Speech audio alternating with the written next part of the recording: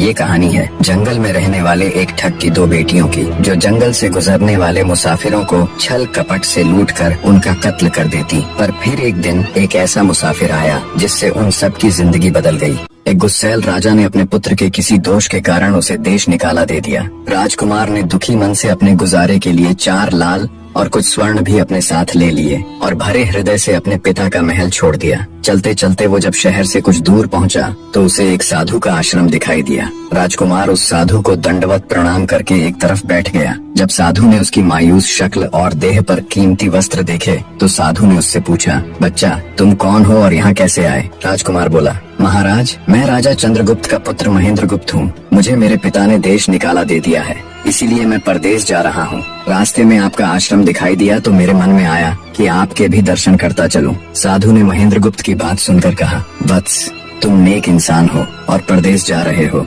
इसलिए मैं तुम्हें 4 बातें बताता हूँ। तुम उन बातों पर अमल करना। परदेश में ये बातें तुम्हारे अवश्य ही काम आएंगी। पहली यह कि परदेश में एक से भले 2 होते हैं। दूसरी यह कि परदेश में दूसरे के हाथ का बना खाना मत खाना। अगर खाना भी पड़े तो पहले किसी जानवर को खिला देना। तीसरी बात यह कि परदेश में किसी दूसरे की बिछाई हुई चारपाई पर मत सोना। अगर सोना भी हो तो पहले बिस्तर को अच्छी तरह झाड़ लेना। चौथी बात यह कि यदि कहीं शत्रुओं के फंदे में फंस जाओ तो जहाँ तक हो सके नरमी और ज्ञान की बातें सुनाकर अपना उद्देश्य प्राप्त करना। साधु ने कहा, मेरी ये 4 बातें हमेशा याद रखना।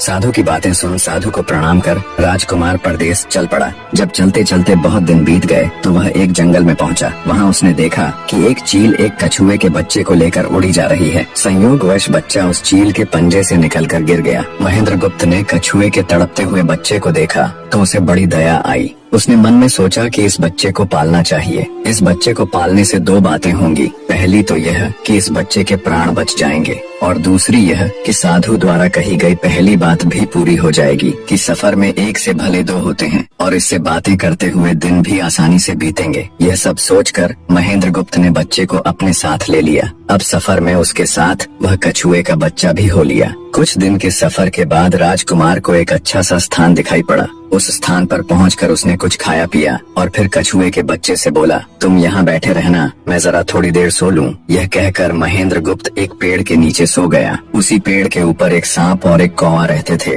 उन दोनों का यह दस्तूर था कि जब कोई मुसाफिर उस पेड़ के नीचे ठहरता तो सांप उसे डस लेता और कौवा उसकी आंखें निकाल लेता। नाग ने जब सोते हुए मुसाफिर को देखा तो पेड़ के नीचे उतरा और राजकुमार को डस लिया। सांप के डसते ही तुरंत राजकुमार के प्राण पखेरु उड़ गए। कुछ देर में जब कछुए की नजर महेंद्रगुप्त पर पड़ी तो वह उसे मरा देखकर बहुत घबराया और महेंद्रगुप्त के ऊपर बैठकर रोने लगा। तभी कौवा भी पेड़ से